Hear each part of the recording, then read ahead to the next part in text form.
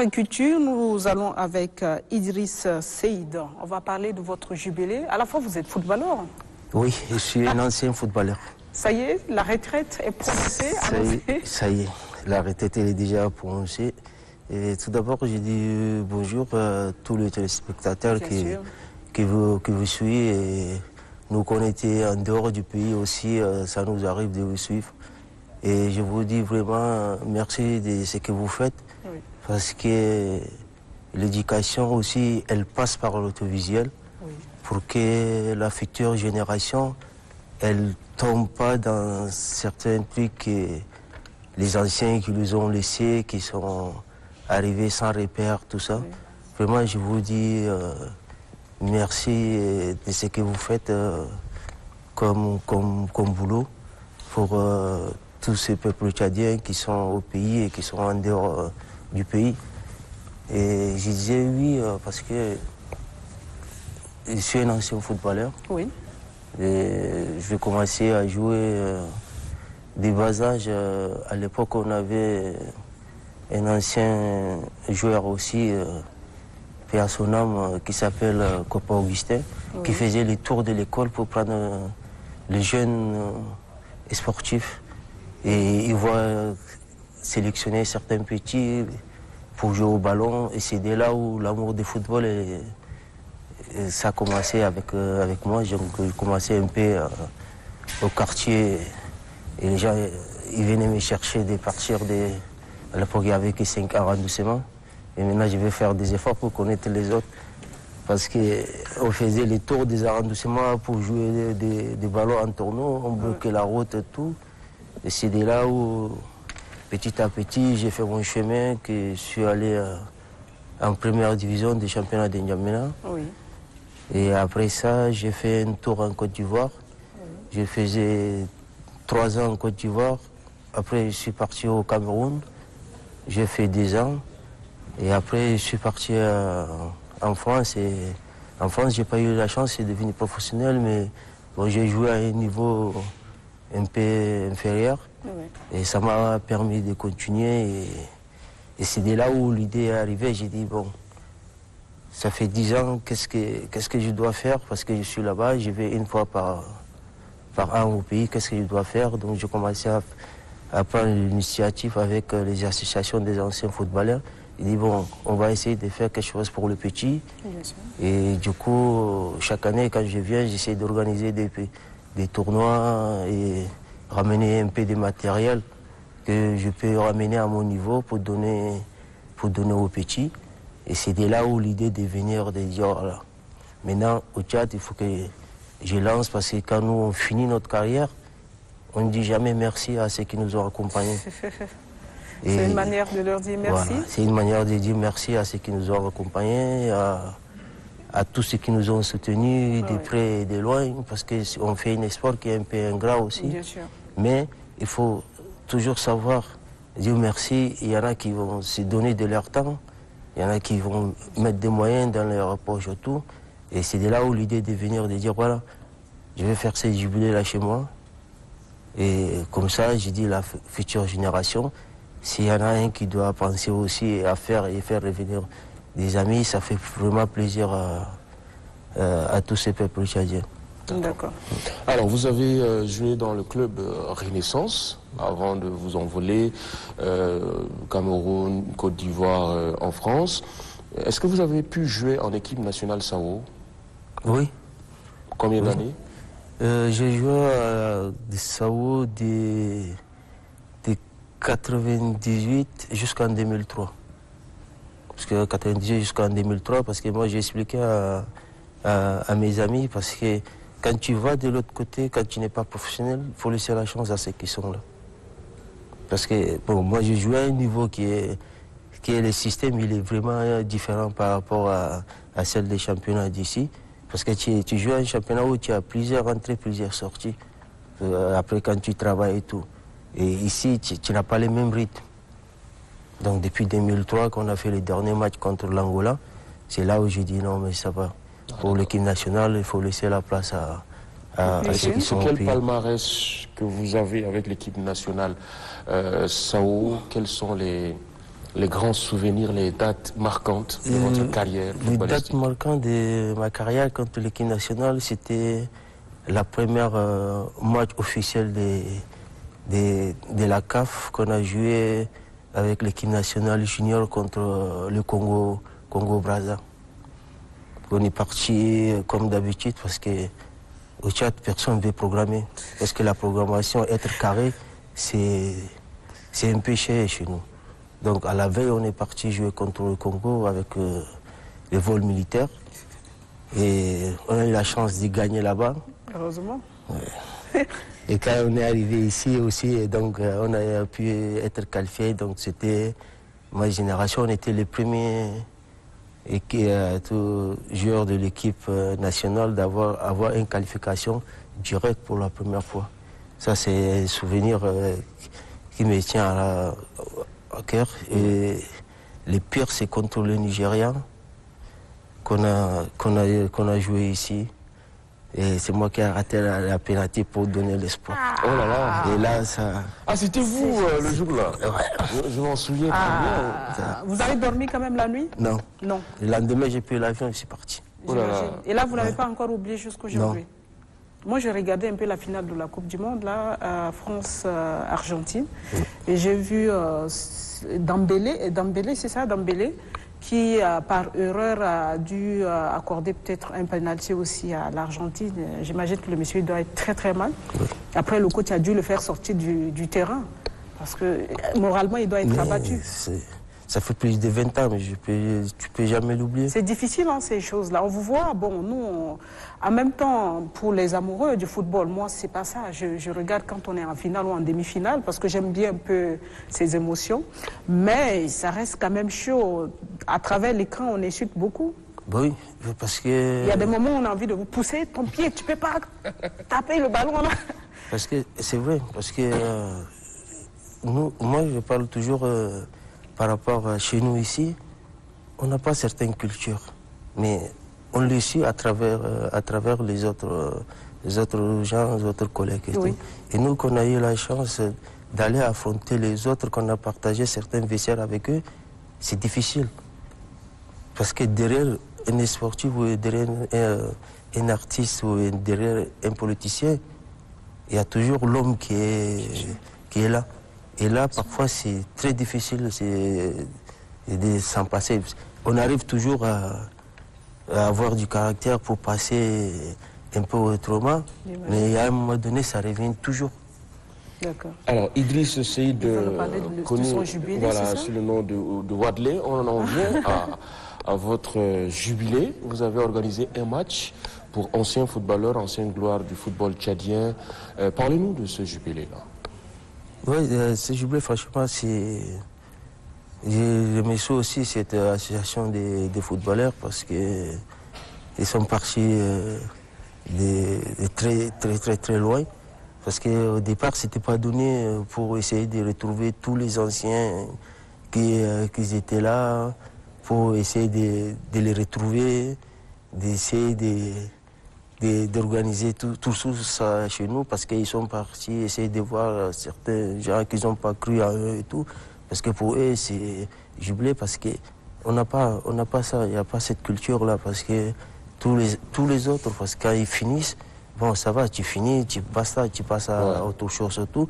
Mais ils ont essayé de relever ce challenge, donc ils ont appelé tous les anciens gouloirs du football tchadien pour qu'on se retrouvait vraiment entre nous.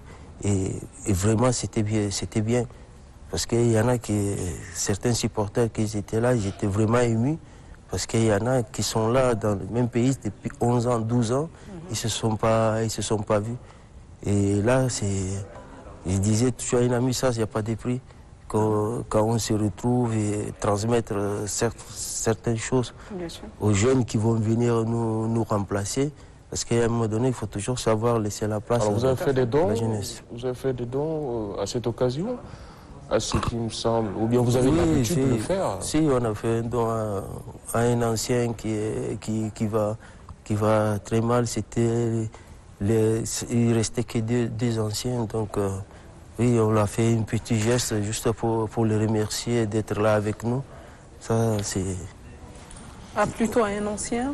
Oui, c'est un ancien. Ouais. Un ancien qui ne pouvait plus, qui veut plus jouer, qui a du mal à marcher et tout.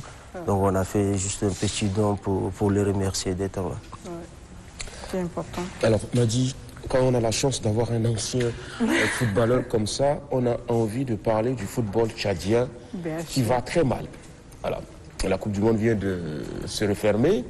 Et on a tous rêvé de loin. On s'est un peu accroché à notre Cameroun voisin et tout. Mais est-ce qu'on peut rêver voir le Tchad à la Coupe du Monde, à la CAN? Pour vous qui avez joué dans l'équipe nationale, est-ce que c'est possible? Quels sont les problèmes du football tchadien? Moi, j'ai dit c'est possible dans les cas où nos acteurs et nos politiciens, ils acceptent juste de mettre la main dans la poche. Parce que c'est impossible sans mettre des moyens. Et on espère que notre football va avancer, c'est pas possible. Donc c'est juste une question de moyens. C'est juste un problème de moyens. Et après, quand on a les moyens, on peut avoir des gens compétents. Parce que la compétence, elle compte. Avoir des entraîneurs qui sont diplômés, avoir des entraîneurs qui sont capables d'aller chercher des joueurs au fond du pays, parce qu'il ne faut pas être toujours concentré au niveau des N'Djamena. Oui. Le football, ça se joue dans tous les territoires. Et nos clubs de championnat, ils n'ont pas les moyens. L'infrastructure au niveau de l'État, c'est catastrophe parce qu'il n'y a rien. Aujourd'hui, il n'y a aucun endroit qu'un sportif tchadien qui peut aller s'entraîner. Et là, ça c'est l'État qui doit s'en occuper. C'est l'État qui doit charger pour donner ça. Et quand tu n'as pas des outils, comment tu peux être meilleur? Alors, dans le football, on rencontre souvent des problèmes. Hein. C'est quand l'équipe perd, on regarde directement le coach ou l'entraîneur qui est là. Et vous nous avez situé le problème que c'est juste au niveau des moyens. Est-ce qu'il n'y a pas un problème aussi d'engagement, d'endurance aussi de ces jeunes joueurs? Vous arrivez à les côtoyer par moment? Vous voyez qu'ils ont de l'endurance, ils ont l'envie de... Parce que ça, c'est le travail. Oui. Aujourd'hui, on vous donne tout ce qu'il vous faut. Vous pouvez travailler, oui. Mais quand vous n'avez pas des outils pour travailler. Parce que moi, après ma carrière, j'ai commencé à m'approcher des staffs. Je suis devenu un entraîneur senior des moins de 13 ans. Oui. Et après, je suis parti, je suis devenu un entraîneur senior. Au niveau d'une équipe de quartier, l'organisation, déjà, elle est bien établie. Oui. Et nous, tous nos clubs ne sont pas structurés. Et le problème, c'était quoi? Ça revient toujours les moyens, parce qu'ils n'en ont pas. Ouais. Parce que, moralement, quand tu n'es pas bien, tu ne peux pas jouer au ballon. Justement. On a cette chance de l'avoir aussi ce matin à l'Aléco pour parler un peu du football, on va dire, tchadien. Ça promet pas? Ça promet ou pas? Je vais dire. Oui, ça promet. Mais les talents, il y est. Mais il faut toujours travailler. Sans le travail, tu n'obtiens rien. Même dans la vie, il faut toujours travailler. Parce que quand tu travailles, tu espères d'avoir quelque chose. Mais quand tu ne fais rien dans le sport, à 100%, tu vas échouer. Est-ce que vous encadrez les jeunes? Et pour l'instant, nous, on avait un projet avec certains anciens, oui, qu'on a déjà commencé, mais on n'a pas encore finalisé. D'accord. Donc, c'est vraiment en cours, parce qu'on le dit à ce comité de normalisation que la FIFA qui a mis en place, qu'il faut qu'ils essayent de travailler il faut qu'ils remettent le football de base dans ces pays. Parce que si à l'âge de 5 ans, on t'apprend à jouer, quand tu grandis, tu as une base déjà. Bien sûr. Et ce qu'à chaque fois, je disais aussi à nos hommes politiques, derrière les sportifs, après, tu sors des cadres, tu sors des éducateurs, tu sors des profs. Parce qu'il ne faut pas qu'ils mettent dans leur tête que non, quand nous on forme, les sportifs, il va rester toute sa vie sportif.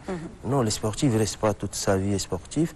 Quand on lui donne des moyens, quand ils sont petits, quand ils grandissent, il y en a qui peuvent devenir chefs d'entreprise, il y en a qui peuvent devenir des médecins, il y en a qui vont être dans tous les métiers au monde. Donc c'est pour cela que la plupart de nous qu'on était là-bas, qu'on disait il faut que l'État essaye d'aider ces associations, c'est pour que nos enfants, quand ils grandissent, ils ne vont pas faire que le sport. Ils vont avoir une éducation qui vont grandir parce que même maintenant dans tous les sports, il y a une étude sport. Donc quand tu n'as pas de notes aussi à l'école, tu ne peux pas continuer à faire des sports autour. Donc quand on a beaucoup de gens qui sont surdiplômés ou bien qui sont diplômés, on peut avoir une population instruite. Et ça, pour un pays comme le nôtre, elle n'a pas de prix. Oui. Alors, Wadlé, pour revenir à votre carrière de footballeur professionnel, un peu pour édifier les jeunes, puisque vous avez tellement à cœur la cause des jeunes footballeurs, il faut commencer à la racine, à la base. À quoi ressemblait votre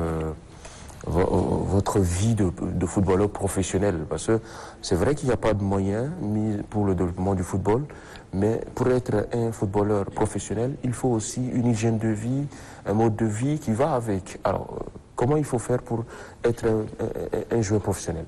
Parce que pour être un joueur professionnel, déjà il faut avoir un bon entourage.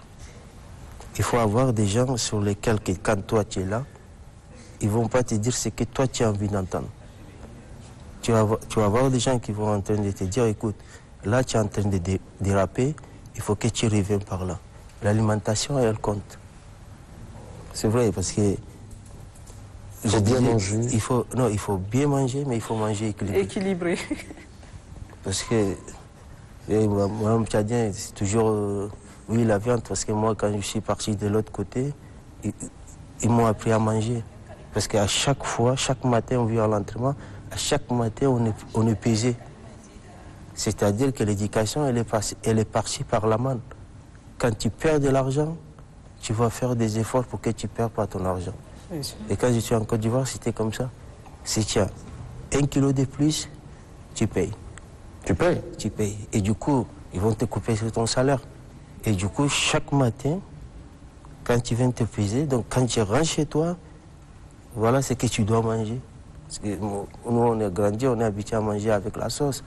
Et là, maintenant, j'ai appris à manger juste les pâtes blanches avec un morceau de steak. Ah, sans la sauce. Donc la viande, c'est pas bon pour les joueurs, en tout cas. Si, la viande, il est bon, mais il faut toujours être équilibré. D'accord. Il ne faut pas manger n'importe quoi, c'est-à-dire tout est planifié. Mais pas tout manger aussi, faire beaucoup attention. Non, oui, il ne faut pas tout manger. Faut-il chaque matin? Non, il y a un programme. On te donne, parce que même pendant les vacances, on te donne un programme que tu dois respecter. Quand tu reviens en vacances ici, tu as 3 jours. Après les 3 jours, tu as un programme que l'entraîneur il te donne et toi, tu te prépares en conséquence. D'accord. Voilà. Merci beaucoup, Wadlé. Merci. Et bon vent surtout pour les projets et pour le monde du football tchadien. Merci à vous et je remercie aux téléspectateurs aussi. Et j'espère qu'on se verra sur le prochain projet et on va vous faire part déjà de ce qu'on a essayé de mettre en place pour essayer d'aider nos petits frères qui sont là. D'accord. Restez avec nous.